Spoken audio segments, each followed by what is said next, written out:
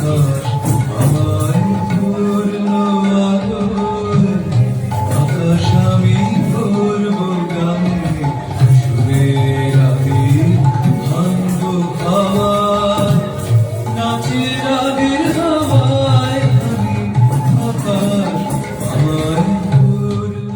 আজকে আমরা পেয়ে গেছি বিজয় দেব, ক্লাসিক্যাল ওডিসি ডান্সার আর হরিদেবপুর নৃত্যাঞ্জলির কর্ণধার।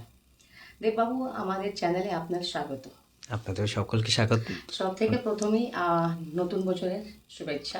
আপনাদের চ্যানেলের প্রত্যেককে শুভ ইংরাজি নববর্ষের শুভেচ্ছা। সকলেই ভালো থাকুন, সুস্থ থাকুন। দেববাবু, আপনি 11 বছর ধরে হরিদেবপুর নৃত্যাঞ্জলিকে নিয়ে পথ চলা, কি অভিজ্ঞতা আপনার হলো এই 11 বছরে? আমাদের দর্শকের সঙ্গে একটু শেয়ার করুন। 11 বছর ধরে আমার হরিদেবপুর নৃত্যাঞ্জলি চলছে। এর মধ্যে তো নানান রকম উত্থান পাতান সবই ছিল। যেমন প্রথম থেকে তো আমার এরকমভাবে স্কুল করবো ভাবিনি কখনো, শেখার মধ্যে একটা ছিল। তো তারপর আস্তে আস্তে যখন একে জানতে শুরু করলো, তারা যখন শেখার জন্য আমার কাছে মনে হলো যে আমি হয়তো শেখাতে পারবো। প্রথম একটু তো অবশ্যই শেখাতে গিয়ে ভয় লাগতো যে কি শেখাতে পারবো কি না। তারপর আস্তে আস্তে যখন দেখলাম যে না, আমার গুরুর আশীর্বাদে যেগুলো শিখিয়েছে সেগুলো আস্তে আস্তে যখন তাদেরকে দিতে শুরু করলাম, তো তখন থেকে আস্তে আস্তে চললো। এবং সেখানে অনেক রকম মানুষের অভিজ্ঞতা, অনেক রকম স্টুডেন্টদের সাথে, মানে সবাইকে, বিভিন্ন ধরনের মানুষজনের সাথে, ছাত্রছাত্রীর সাথে আলাপ পরিচয়, তাদের তৈরি করার যে রাস্তা, সেটা অনেকটা বেশ একটা অভিজ্ঞতা নিয়ে চলা আর কি 11 বছরে। আপনি, দেখা যায় যে নতুন নতুন ক্রিয়েটিভিটিকে আপনি আপনার প্রেজেন্টেশনে দেখানোর চেষ্টা করেন। যেরকম আপনার লাস্ট প্রেজেন্টেশন অ্যাসিড অ্যাটাক সার্ভাইভারদেরকে নিয়ে ছিল। আগামী প্রেজেন্টেশন কার উপর ফোকাস করছেন, এটাও আমাদের দর্শককে একটু জানাবেন। আসলে যেটা আমার ছোটোবেলা থেকে একটা খুব ইচ্ছা, যে নাচের মধ্যে দিয়ে যদি মানুষের পাশে থাকা যায় বা মানুষকে আনন্দ দেওয়া যায়, সে থেকে আর বড়ো কিছু হতে পারে না।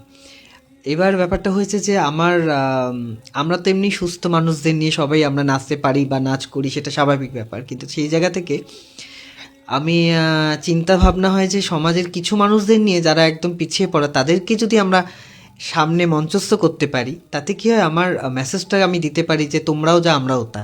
এইটা হচ্ছে আমার সবচেয়ে বেশি বড় লক্ষ্য।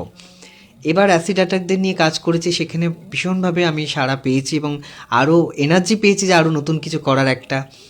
তো ইচ্ছা আছে এবছর নতুন কিছু বলতে স্পেশাল চাইল্ডদের নিয়ে কিছু করার জন্য ভাবছি আর কি। এখন দেখা যাক, কারণ তাদের পেছনে তাদের মায়েদেরও একটা বিশাল বড় ভূমিকা থাকে, সেটা হয়তো আমরা জানি না, কিন্তু সেগুলোকেও আমি ইচ্ছা আছে যে প্রেজেন্ট করা, যে মা সমেত এবং বাচ্চাদের যে ভূমিকা, সেটা আমি নাচের মধ্যে দিয়ে যদি দিতে পারি, সেটা একটু চেষ্টা করছি আর কি। আপনার কি মনে হচ্ছে যে এই ইন্ডাস্ট্রিটা পিছিয়ে পড়ার জন্য কে দায়ী? বা হয়তো রাজ্য সরকার বা মানে সরকার কিছু সাপোর্ট, যত মাত্রায় সাপোর্ট করার দরকার ছিল, সরকার তরফ থেকে কিছু সাপোর্ট পাচ্ছে না এই শিল্পীরা। তারপরে হয়তো স্পন্সরশিপেরও অভাব আছে, হয়তো আরও কিছু কারণ হতে পারে। আপনার কি মতামত এই শিল্পীটা যে পিছিয়ে দিকে যাচ্ছে, আপনার কি মনে হচ্ছে এটা? দেখুন, এখনকার যেটা সবচেয়ে আমাদের, মানে আমরা যেটা ফেস করি প্রোগ্রামটা করতে গিয়ে, যে আমাদের আর্থিক খুব অভাব পড়ে যায়। স্পন্সরশিপটা আমরা কোনোভাবে, এবার অনেক আমাদের মতন অনেক ছোট নামি দামি স্কুল আছে যারা মানে কাজ করার অনেক প্রতিভা রয়েছে বা অনেক কিছু করতে চায়, কিন্তু তারা শুধু একমাত্র মানে ফাইন্যান্সিয়াল প্রবলেমে তারা করতে পারে না। এরকম আমাদের অনেক অনুষ্ঠান প্রায় বন্ধের পথে রয়েছে। আমাদের ভালো ভালো স্ক্রিপ্ট রয়েছে যেগুলো আমরা কাজ করতে পারি না, যে প্রোডাকশানের যে দরকার অর্থে, সেটা কিন্তু আমরা পাই না। তো আমি সকলের কাছে রিকোয়েস্ট করব, সকল শুভানুধ্যায়ীর কাছে সমাজের রিকোয়েস্ট করব, যে তারা যদি একটু এই শিল্পীদের প্রতি, যেমন গভর্নমেন্ট অনেক রকম সাহায্য করছেন, সেরকমই যদি প্রাইভেটের বা ছোটোখাটো আমাদের স্কুল যারা আছে, তারা যদি আমরা গিয়ে তাদের কাছে একটু সহযোগিতা পাই, তাহলে হয়তো আমাদের ছোট ছোট অনেক প্রতিভা আছে যারা নতুন অনেক কাজ করতে পারি, সেগুলো হয়তো আমরা করতে পারবো। একটু সকলকে যদি সহযোগিতা করে, তাহলে অনেক স্কুল বা অনেক অনুষ্ঠান আমরা পেতে পারি, এবং নতুন প্রজন্মের যারা শিল্পীরা আছে তারাও একটু মানে এনার্জি পায় যে আমরা কিছু ভাবতে পারি। কিন্তু ভেবে যে করবো, সেই সুযোগটা তো আমরা পাচ্ছি না, শুধু অর্থের অভাবে। কতক্ষণ আমরা নিজেদের পয়সা নিজেদের দিয়ে করব, সেটা তো সম্ভব নয়।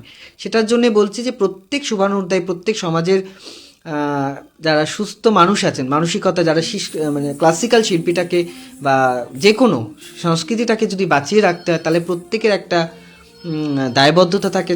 সেরকমই বলবো, আপনারা সকলে এগিয়ে আসুন, এগিয়ে এসে এইসব মানে একটু স্পন্সর যদি পাই, তাহলে আমরা ভালো কাজ করতে পারি। আর একজন শিল্পী হিসাবে নতুন প্রজন্মদের জন্য আপনার কি বার্তা থাকবে?